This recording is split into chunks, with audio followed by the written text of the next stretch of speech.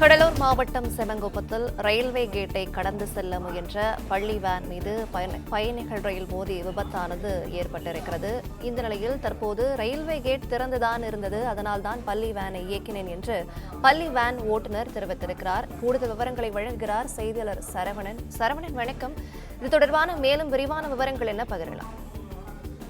இந்த விபத்து தொடர்பாக ஏற்கனவே தெற்கு ரயில்வே வெளியிட்டிருந்த இந்த முதற்கட்ட விசாரணையின் அறிக்கைக்கு முரணாக தற்பொழுது அந்த பள்ளியினுடைய வேன் ஓட்டுநர் கொடுத்திருக்கக்கூடிய அந்த தகவல் முற்றிலுமாக முரணாக இருக்கிறது. அதாவது இந்த கேட் திறந்தே இருந்தது, எனவே ரயில் கடந்து விட்டது என்று நினைத்துதான் தண்டவாளத்தை தான் கடக்க முயன்றதாக அவர் கூறியிருக்கிறார். அது வேனினுடைய ஓட்டுநர் சங்கர் கடலூர் மருத்துவமனையிலே அனுமதிக்கப்பட்டிருக்கக்கூடிய நிலையில் அமைச்சர் சி.வி. கணேசன் நேரடியாக சென்று பார்த்தார். அப்பொழுது அவருக்கு சிகிச்சை அளிக்கப்பட்டு வரக்கூடிய நிலையில அவரை ஸ்கேன் எடுப்பதற்காக அவரை கொண்டு செல்கிறார்கள். அப்பொழுதுதான் அமைச்சர் கணேசன் அவரை விசாரிக்கிறார். என்ன நடந்தது என்பது குறித்து விசாரிக்கும் பொழுது கேட் திறந்தே இருந்தது என்று அவர் கூறுகிறார். கேட் திறந்தே இருந்ததுனால ரயில் கடந்து விட்டது என்று நினைத்துதான் தான் தண்டவாளத்தை கடக்க முயன்றதாகவும் அதற்குள் இந்த விபத்து நடந்து விட்டதாகவும் அவர் கூறியிருக்கிறார். அப்பொழுது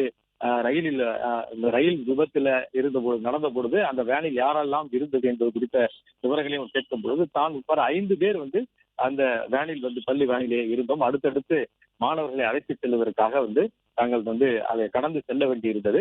எனவே கேட் திறந்தே இருந்தது என்ற விவரத்தை அவர் தெரிவித்திருக்கிறார். தெற்கு ரயில்வே வெளியிட்டிருந்த அந்த அறிக்கையில இந்த முதற்கட்ட தகவல் விசாரணை நடத்தியதாகவும் அதிலே இந்த கேட் கீப்பர் கேட்டை மூடிவிட்டதாகவும், ஆனால் வேன் ஓட்டுநர் வற்புறுத்தியதால் தான் அவர் கேட்டை திறந்ததாகவும் ஒரு தகவலை வெளியிட்டிருந்தார்கள். ஆனால் தற்போது இந்த வேனுடைய ஓட்டுநர் முற்றிலும் அதற்கு எதிரான ஒரு விவரத்தை அவர் தெரிவித்திருக்கிறார். கேட் திறந்தேதான் இருந்தது என்று அவர் தெரிவித்திருக்கிறார். கேட் திறந்தேதான் இருந்தது, ஆனால் ரயில் கடந்து விட்டது என்று எண்ணித்தான் தான் சென்றதாகவும் அவர் குறிப்பிட்டிருக்கிறார். கடலூர் மாவட்டம் செம்மங்குப்பம் என்ற அந்த பகுதியில நடந்த விபத்துல 3 மாணவர்கள் 3 மாணாக்கர்கள் உயிரிழந்திருக்கிறார்கள். இந்த விபத்தில் அந்த பகுதியைச் சேர்ந்த திராவிடமணி என்பவருடைய மகள் சாருமதியும் அவருடைய மகன் செழியனும் இருவருமே சகோதரிகள் என்ற இருவருமே ஒரே வீட்டுல இருந்து படிக்கக்கூடிய அக்கா தம்பி இருவருமே இந்த வேனில் சென்றிருக்கிறார்கள். இருவருமே உயிரிழந்திருக்கிறார்கள் என்ற முதற்கட்ட தகவல் கிடைக்கப்பட்டிருக்கிறது. அதே போன்று மற்றொரு விஜய சந்திரகுமார் என்பவருடைய மகன் விமலேஷ் என்ற அந்த சிறுவனும் 10 வயது சிறுவனும் பலியாகி இருக்கிறார். மொத்தமாக 3 பேர் இதில் உயிரிழந்திருக்கிறார்கள். ஓட்டுநர் சங்கர் 47 வயதானவர்.